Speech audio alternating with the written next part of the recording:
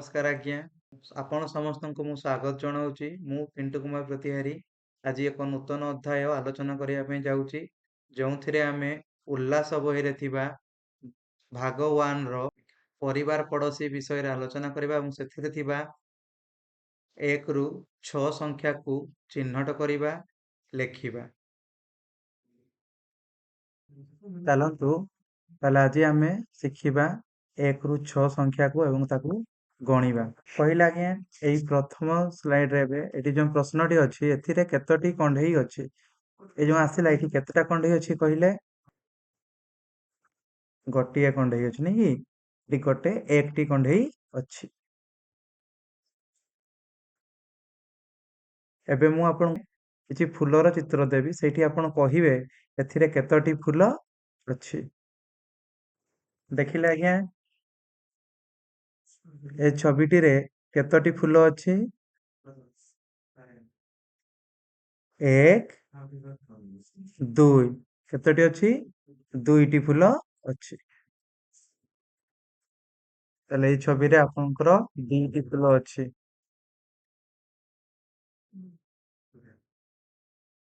ଆଗକୁ ଯିବା ଏବଂ ସେଥିରେ ଦେଖିବା ଏମିତି ଆମେ ଗଣିବା, ସେଥିରେ କେତୋଟି ଲେଖାଏଁ କଣ ଜିନିଷ ସବୁ ଅଛି। ଏଥିରେ ମୁଁ ଆପଣଙ୍କୁ କିଛି ଆମ୍ବର ଚିତ୍ର ଦେବି, ସେଥିରେ ଆପଣ କହିବେ କେତୋଟି ଆମ୍ବ ଅଛି। ଆଜ୍ଞା, ଦେଖନ୍ତୁ ଆଜ୍ଞା, ଏଠି ଏ ଛବିଟିରେ କିଛି ଆମ୍ବର ଚିତ୍ର ଦିଆଯାଇଛି। ଆପଣମାନେ ଗଣିବେ ଏବଂ କହିବେ ସେଥିରେ କେତୋଟି ଆମ୍ବ ଅଛି। ଗଣିବା 1, 2, 3। କେତୋଟି ଅଛି ଆମ୍ବ? 3ଟି। ତାହେଲେ ଆମେ ଜାଣିଲେ ଏଠାରେ କେତୋଟି ଆମ୍ବ ଅଛି? 3ଟି ଆମ୍ବ ଅଛି।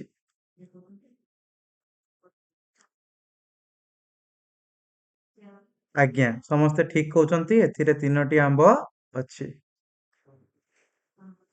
ଏବେ ଦେଖିବା ଏଇ ଚିତ୍ରଟା ଆପଣମାନେ କଣ ଦେଖୁଛନ୍ତି? ହଁ ଆଜ୍ଞା, ଏଥିରେ କଦଳୀର ଚିତ୍ର ଅଛି। ଗୋଟେ ପେନ୍ଥାରେ କିଛି କଦଳୀ ଅଛି।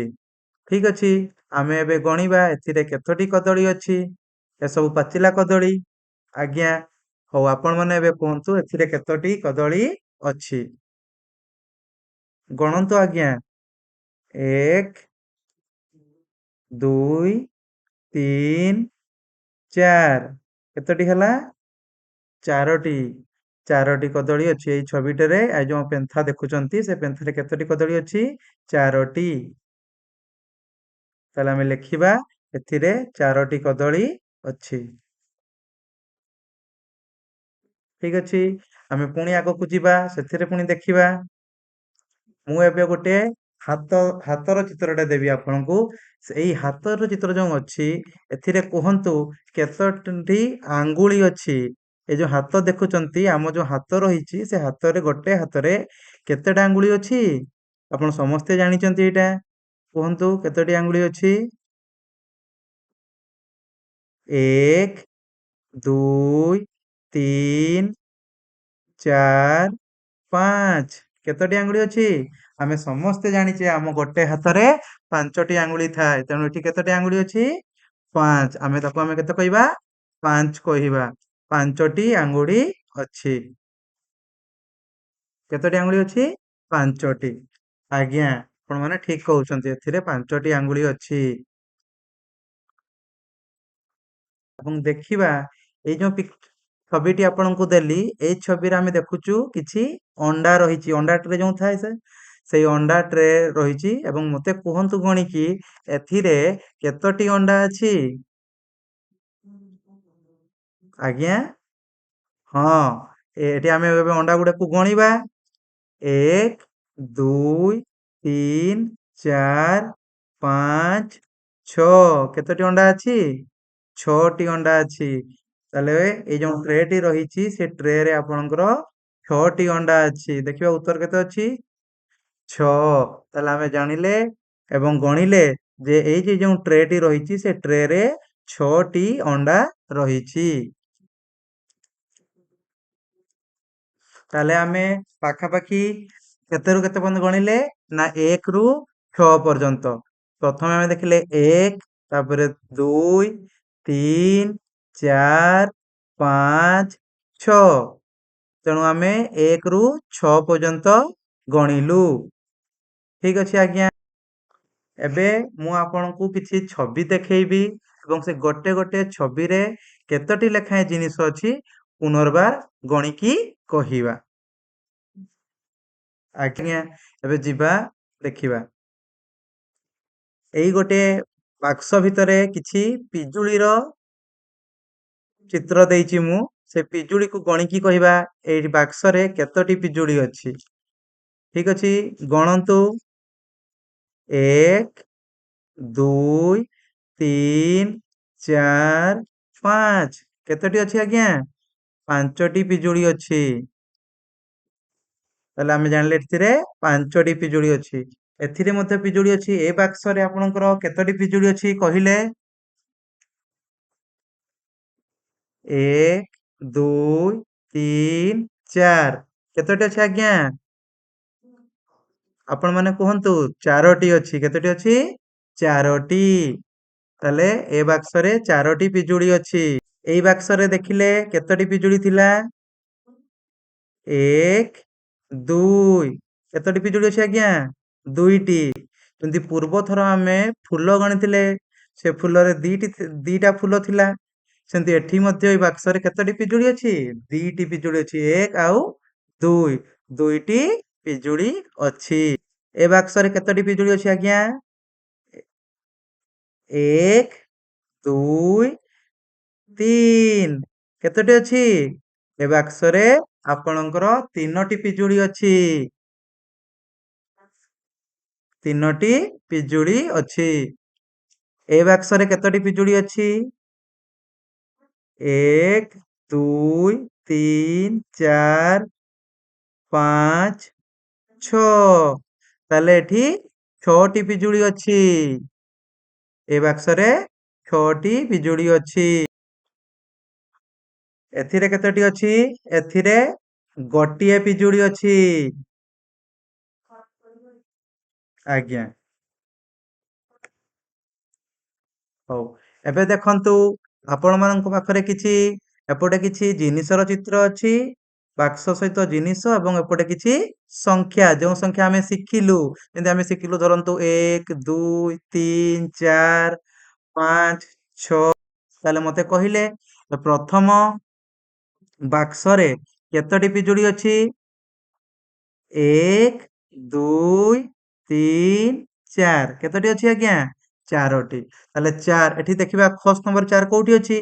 ନା ସବୁଠାରୁ ଉପରେ ଅଛି। ତାହେଲେ ଉପର ସହିତ ସେ ତାର ଉପର ହବ। ଦେଖିବା ଯୋଡିବା କେମିତି? ଏଇ ଦେଖନ୍ତୁ ଆଜ୍ଞା, ତୀର ଦେଇକି ଆମେ ଯୋଡେ। ତେଣୁ କ ସ୍ତମ୍ଭକୁ ମୁଁ ଖ ସ୍ତମ୍ଭ ସହିତ ଯୋଡିଦେଲି। ଠିକ ଅଛି। ତା ତଳ ବାକ୍ସକୁ ଯିବା। ତଳ ବାକ୍ସରେ ଯୋଉ ପିଜୁଳିର ଚିତ୍ର ଗୁଡିକ ଅଛି ସେଠି କେତୋଟି ପିଜୁଳି ଅଛି? ଗଣନ୍ତୁ ଆଜ୍ଞା। 1, 2, 3, 4, 5। କେତୋଟି ଅଛି? 5ଟି। 5 ଦେଖୁଛନ୍ତି ଖ ସ୍ତମ୍ଭରେ ବି 5 ଅଛି। କାହା ଉପରକୁ 5 ଅଛି? ହଁ ଆଜ୍ଞା, 3 ର ଉପରକୁ 5 ଅଛି। ତେଣୁ ସେଇ 5ଟି ପିଜୁଳିରୁ ଏଇ 5 ସଂଖ୍ୟାକୁ ଆମେ ଯୋଡିବା।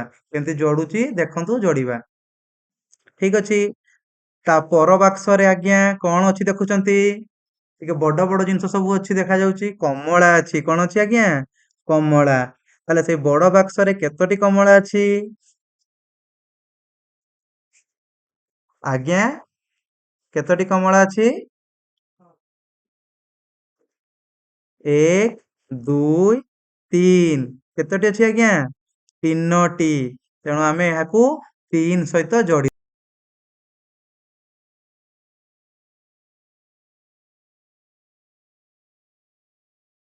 ସବୁଠୁ ଶେଷରେ ଦେଖିବା।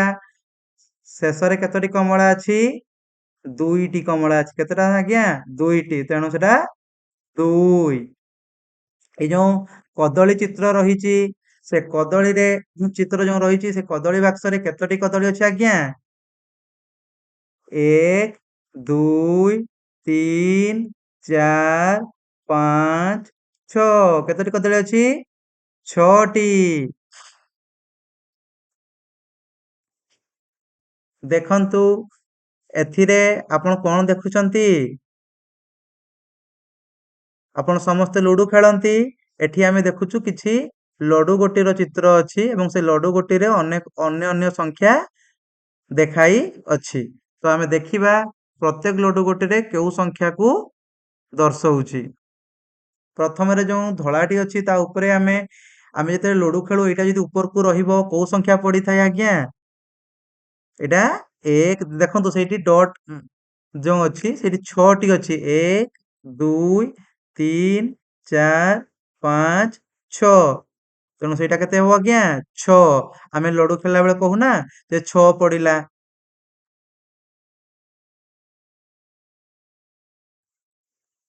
ତାପରେ ଦେଖିବା ଲଡୁ ଖେଳିବା। ଏଇ ଦେଖନ୍ତୁ ଆଜ୍ଞା ଘୁରୁଚି ଲଡୁ କେତେ ପଡିଲା ଆଜ୍ଞା? ସେଟା କେତେ? 4 1 2 3 4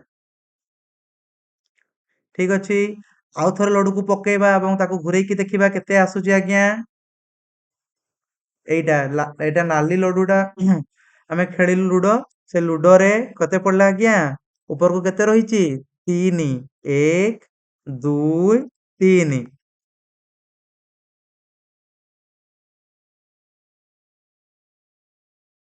ତା ତଳକୁ ଆମେ ଦେଖିବା ସେଇ ଲଡୁଟିକୁ ଏବେ ଘୁରେଇକି ଦେଖିବା କେତେ ଆସୁଛି। ସେଟା ରହିଛି ଉପରକୁ ଆପଣଙ୍କର 1 କେତେ ଅଛି ଆଜ୍ଞା? 1 ତାହେଲେ ଆମେ ଲଡୁ ଗୋଟିରେ ଯେତେବେଳେ ଖେଳୁ ସେଥିରେ ଆପଣଙ୍କର କେତେରୁ କେତେ ସଂଖ୍ୟା ପର୍ଯ୍ୟନ୍ତ ଚାଲିଥାଏ? 1 ରୁ 6 ପର୍ଯ୍ୟନ୍ତ 1 2 3 4 5 6 ଏଇଭଳିଆ ଆମେ 1 ରୁ 6 ପର୍ଯ୍ୟନ୍ତ ଲୁଡୁ ଗୋଟିରେ ସଂଖ୍ୟା ଦେଖିବା ପାଇଁ ପାଇଥାଉ।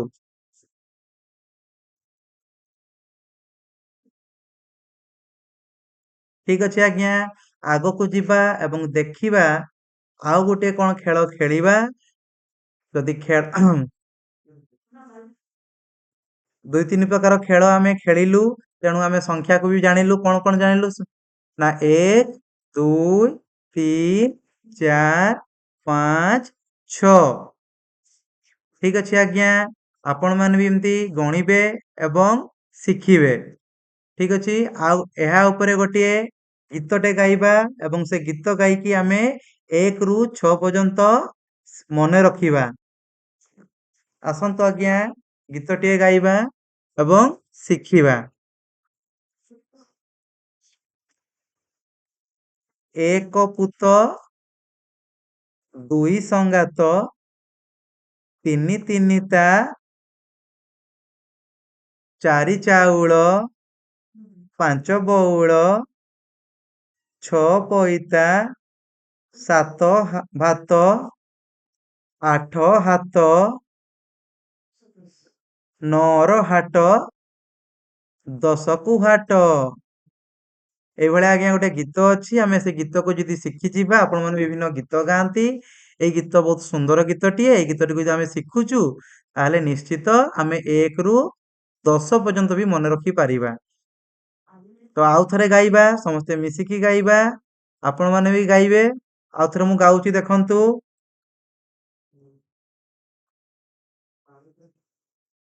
ଏକ ପୁତ ଦୁଇ ସଙ୍ଗାତ ତିନି ତିନିତା ଚାରି ଚାଉଳ ପାଞ୍ଚ ବଉଳ ଛଅ ପଇତା ସାତ ଭାତ ଆଠ ହାତ ନଅର ହାଟ ଦଶକୁ ହାଟ